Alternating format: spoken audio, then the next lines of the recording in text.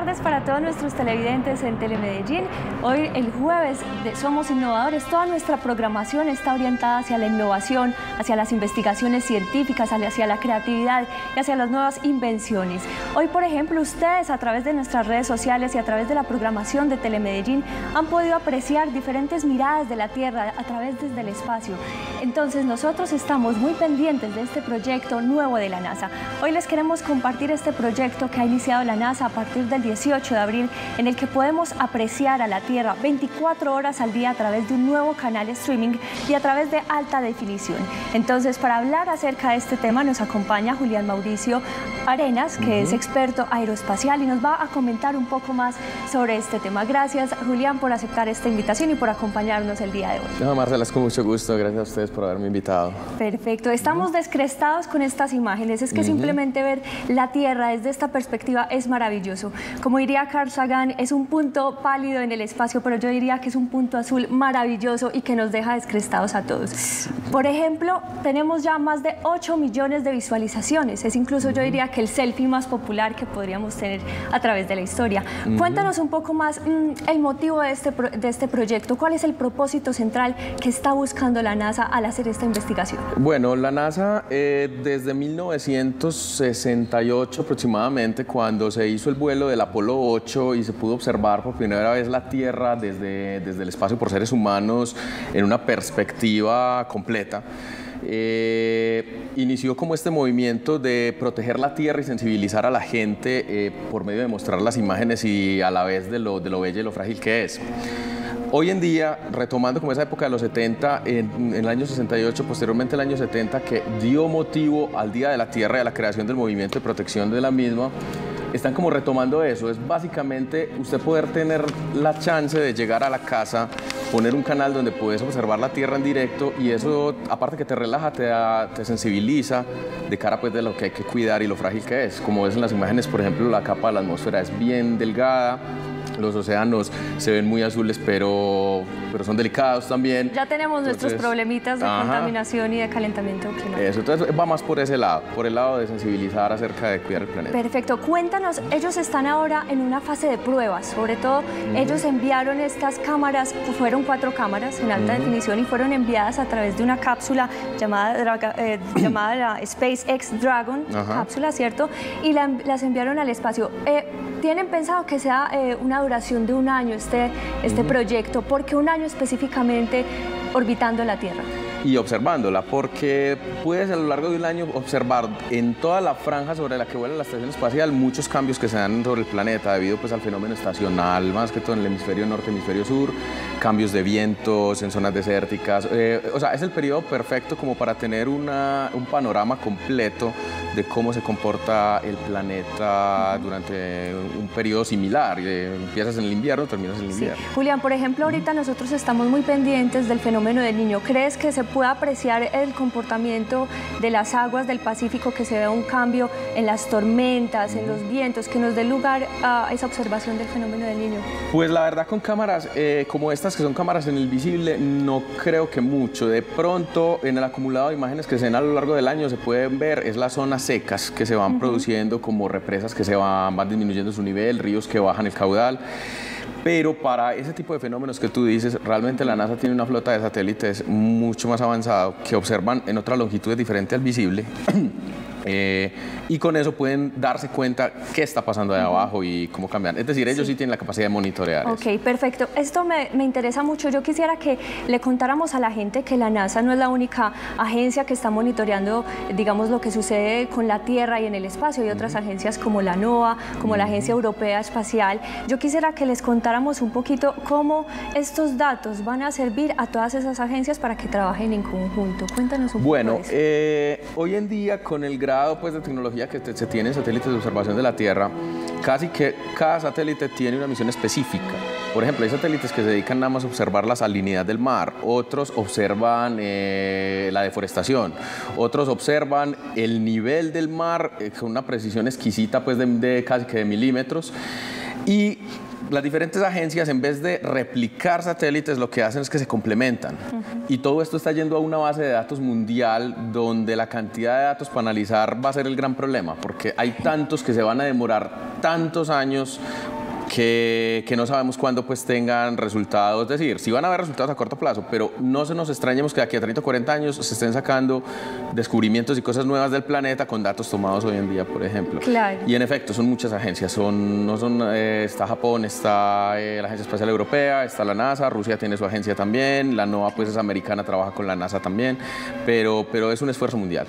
Maravilloso. Cuéntanos, ¿a qué velocidad va orbitando estas cámaras alrededor del planeta? ¿A qué velocidad y cada cuánto le dan una vuelta completa a la Tierra, por ejemplo? Ellas están pegadas de la Estación Espacial Internacional. Es lo que llamamos una órbita baja, que se cumple más o menos en unos 90 minutos. Sí. Velocidad de unos 28.000 kilómetros por hora. Es como rapidito más Bastante. o menos. Se pueden ir dando a la idea.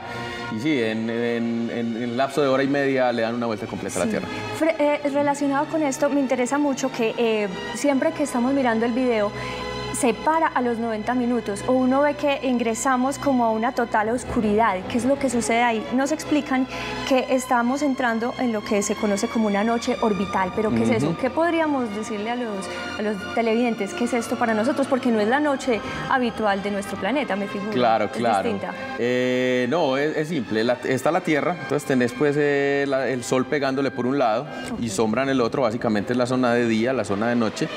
Y tenemos un vehículo dándole la vuelta cada hora y media. Entonces, obviamente va a ser... Entonces... De hecho, es cada 45 minutos tenés el cambio de día a la noche. Pero eso es porque están en órbita. Obviamente nosotros aquí abajo lo percibimos, es cada 12 horas. Amaneció a las 6 de la mañana, se oscureció a las 6 de la tarde. Para ellos amaneció a las 12 del día, por decir algo, y se les oscurece a las 12 y 45 minuticos de día, 45 de noche. Eso es bien aburrido. Entonces, vale la pena aclararle a los televidentes que cuando se conecten a la señal de Ustream y que estén viéndola, que no se asusten si el video, digamos, está parado por unos instantes, porque incluso me pasó hace algunos minutos que lo estaba revisando y yo decía, pero ¿por qué no está transmitiendo? Entonces debe ser que está sobre un pedazo de la Tierra que están en la noche en este momento. Claro. Julián, también nos interesa conocer cómo hace la NASA, cómo hace esto posible, cómo envían, por ejemplo, estos satélites, estaciones espaciales, cómo son dispuestas en el espacio, porque, por supuesto, nosotros tenemos una fuerza de gravedad que nos atrae a la Tierra. ¿Cómo es ese punto específico para que no venga hacia la Tierra, pero tampoco se aleje de ella? ¿Cómo es esto? Porque es maravilloso. Bueno, tratemos de hacerlo simple. O sea, la pregunta tiene su trasfondo complejo, pero se puede explicar muy simple. Imagínate al niño en la cancha de fútbol con una pita y una piedra amarrada en el extremo de la pita y que la volea sobre la cabeza, ¿cierto? ¿Qué pasa? La piedra trata de escaparse, pero la pita no la deja escapar.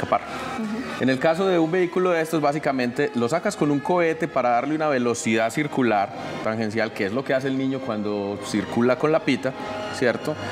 Y es la fuerza de gravedad la que hace la vez de la pita y la jala hacia abajo, pero como él ya lleva una velocidad tangencial, esa velocidad tangencial le imprime una fuerza hacia afuera que la equilibra, tal como la piedra que intenta escaparse, y ahí es donde se da básicamente el equilibrio. La fuerza la que no lo permite ir. A mí también me llama mucho la atención que estas cámaras están en realidad en unas cápsulas que las aíslan de las condiciones del espacio. Pues el espacio es un ambiente sumamente hostil. Cuéntanos cómo estas cámaras también cómo pueden afectarse por las temperaturas, por la radiación. Incluso nosotros tenemos estas llamaradas de masa coronal que vienen del Sol y que nos afectan aquí en la Tierra. ¿Cómo pueden afectar estas diferentes cámaras? Bueno, en efecto, todo lo que es la electrónica, esa parte de cuando sale una eyección de masa coronal desde el Sol, que es una carga, aparte de masa como tal, es una carga de protones, electrones sueltos, puede llegar y meterse en la electrónica de la cámara y dañarla por instantes o incluso dejarla totalmente fuera del funcionamiento. La parte de la temperatura es bien importante porque del lado del Sol puedes llegar a tener 150 grados, por ejemplo, pero del lado de la sombra puedes llegar a tener menos 50 grados. Y entonces, en el mismo objeto. Son extremas. Son extremas, totalmente. Entonces lo que haces es que lo aíslas. Dentro de la cápsula se aísla de tal manera que el calor no entre tan fuerte y también tenga pues refrigeración para... Ahí tengo una breve pregunta. ¿Las cámaras entonces están en un extremo de la estación y otras en el otro extremo? Porque me dices que unas capturan la noche y otras el día. ¿Sí? No. ¿O cómo es posible que puedan estar día y noche? Me explico, no es tanto día y noche, sino el sol y la sombra. Ah, ok. O sea, la cámara está en el espacio y la parte que le da el sol es la de los 150 grados y la parte de la sombra, o sea, la parte trasera, es la de los menos 50 grados más o menos. Entonces hay que hacer un sistema de refrigeración, calefacción que mantenga la cámara bien, bien aislada y con temperaturas, pues, cambios de temperatura soportables. Incluso, Mauricio, hablando de estas eyecciones de masa coronal, el 29 de marzo hubo una muy especial que incluso todos los medios reportaron porque fue la eyección más bien capturada que ha logrado la NASA, fue la mejor obturada por las diferentes cámaras. Y si, por ejemplo, una de estas cámaras hubiera recibido esta radiación o estas ondas, ¿cómo se habría visto desde una de estas cámaras de la NASA? ¿Habría podido ser percibida de alguna manera? Si la eyección de masa coronal es bien grande, no sé, o sea, no vas a ver la eyección como tal, ni vas a ver un chorro que pasa por la cámara. Va a ser como cuando el canal se cae, que ves esa cantidad de hormigas que se va a incrementar en la cámara, porque básicamente esas hormigas son esa entrada de partículas en la electrónica de la misma. Sí. Entonces, eso sería lo que verías, que se cae la imagen y ves que ese hormiguero se aumenta sobre la cámara como tal. Y no se alcanzaría a ver la aurora boreal, por ejemplo, que estos fenómenos es lo que dan lugar a las auroras boreales en el norte, a las australes en el sur. ¿No nos dejaría ver algo? Sí, sería maravilloso. Eso pero es porque el fenómeno es increíble. diferente. La eyección llega al campo magnético de la Tierra, se mete por el campo magnético de la Tierra y el campo magnético sale desde uno de los polos, el polo norte, y vuelve y entra por el polo sur. Entonces, cuando llega todo este material particulado, se dirige a través de esa línea de campo y chocan contra la atmósfera en esas zonas polares. Y ahí, en ese choque, es cuando se producen esos colores y esos destellos. Maravilloso. Que esos sí son visibles. Pues, eso es fabuloso registrarlo. Yo creo que también la NASA nos ha permitido ver un poco esas auroras boreales. Y en estas imágenes con seguridad se van a ver cuando estén pasando por esas zonas más hacia los polos, porque desde la estación espacial se alcanzan a ver. Y se ven sobre todo en la madrugada, ¿es correcto? ¿O cuál es la hora precisa, por ejemplo? No necesariamente. O la temporada, es que la temporada es impredecible porque cuando pasan esas eyecciones se carga el campo magnético. Es más, permanentemente hay, pero menos intensas. Pero cuando se viene un golpe de esos, de electrones, protones, ahí es cuando se ponen todavía más brillantes. Wow. Pero no hay una época específica para eso. Maravilloso. Bueno, hay algo que a mí me encanta de este proyecto, de estas cámaras, y es que la NASA no las hizo como una entidad aparte, aislada, sola.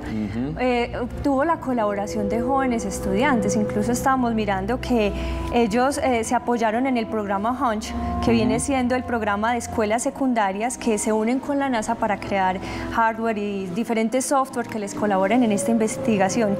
En ese sentido, yo diría y me atrevería a decir que la ciencia y la NASA han adoptado una postura más participativa, más cercana con la gente y sobre todo en la construcción colectiva de conocimiento. ¿Usted qué opina frente a eso, Julián? En efecto, total de acuerdo con vos. Lo que pasa es que en el fondo la agencia, más que la misma, el mismo objeto tecnológico de poner un vehículo en un planeta o de observar la Tierra, lo que es la misión de la agencia ante los Estados Unidos es más sacar adelante una nueva generación de científicos e ingenieros que le sirvan a toda la nación y al mundo.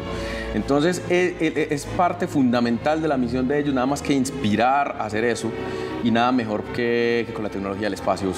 No es lo mismo llegar donde un grupo de muchachos en un colegio y proponerles un proyecto, no sé, para hacer una lavadora, o hacer una cámara que va a ir a la estación espacial o que va a observar la Tierra o el Sol o algo así. Eso es bien inspirador y en los últimos años le están metiendo todavía más fuerza a eso. Siempre lo han hecho, pero en estos últimos años con los programas STEM de educación le han metido todavía más fuerza a eso de trabajar con los muchachos de secundaria. Sí, es que tengo entendido que son alrededor de 37 escuelas secundarias. Imagínate uno, pues apenas de 15, 16 años, uno trabajando con la NASA, uno ver que el proyecto del colegio no es simplemente para pasar un examen, sino que uno de verdad le está aportando a la sociedad y que va a dejar una huella en el conocimiento y en el mundo científico. Sobre todo que me parece muy especial que uno a veces tiene la mirada de que la ciencia es algo muy lejano a nosotros, y esta es una oportunidad para precisamente acercarnos a la ciencia desde una perspectiva mucho más cercana, al alcance de todos, que todos podamos participar, que todos lo podamos comentar en redes sociales, que todos podamos disfrutar de esto, y cuando uno disfruta las cosas, yo creo que uno